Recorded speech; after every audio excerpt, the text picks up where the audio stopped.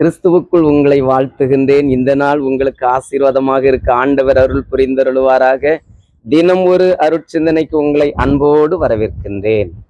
அன்பானவர்களே, நாம் வளமாக வாழ வேண்டும் என்று அனைவரும் விரும்புகின்றோம். வளமான வாழ்வுக்கு திருமறை காண்பிக்கும் பாதை என்ன? இதுதான் இன்று உங்களோடு நான் முன்வைக்கும் அருட்சிந்தனை.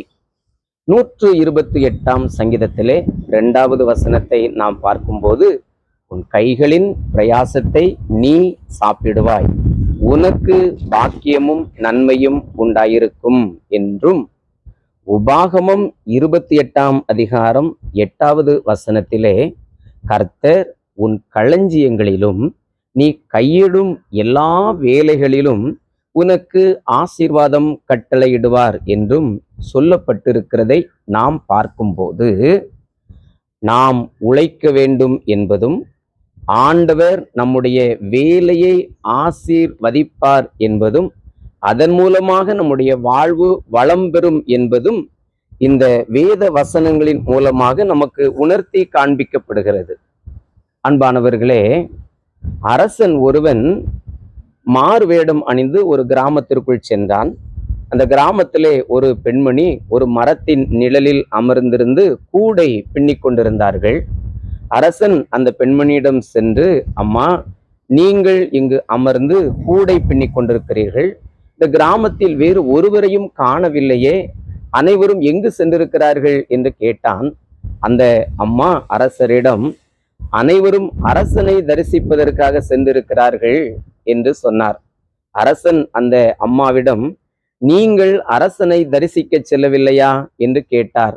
அந்த அம்மா சொன்னார்கள், ஐயா, எனக்கு 5 குழந்தைகள் இருக்கிறார்கள், அவர்களை பராமரிக்க வேண்டிய பொறுப்பு எனக்கு இருக்கிறது. என் கடமையையும் என் பொறுப்பையும் நான் விட்டுவிட்டு அரசனை தரிசிக்க சென்றால் அது நியாயமாக இருக்குமா என்று கேட்டார்கள். அரசன் பொற்காசுகளை எடுத்து அந்த பெண்மணியின் காலடியில் வைத்து வணங்கி, அம்மா, இது நான் உங்களுக்கு தரும் பரிசாக இருக்கட்டும், இதை பெற்றுக்கொள்ளுங்கள் என்று கொடுத்து, உங்கள் கிராமத்து மக்கள் அரசரை தரிசிக்க சென்றவர்கள் திரும்பி வருகின்ற பொழுது, அரசன் வந்து என்னை தரிசித்துவிட்டு சென்றான் என்று நீங்கள் அவர்களுக்கு சொல்லுங்கள் என்று மகிழ்ச்சியோடு அவ்விடம் விட்டு விடை பெற்று சென்றான். அன்பான சகோதரர்களே, சகோதரிகளே, நம்முடைய உழைப்பு மிக மிக முக்கியம்.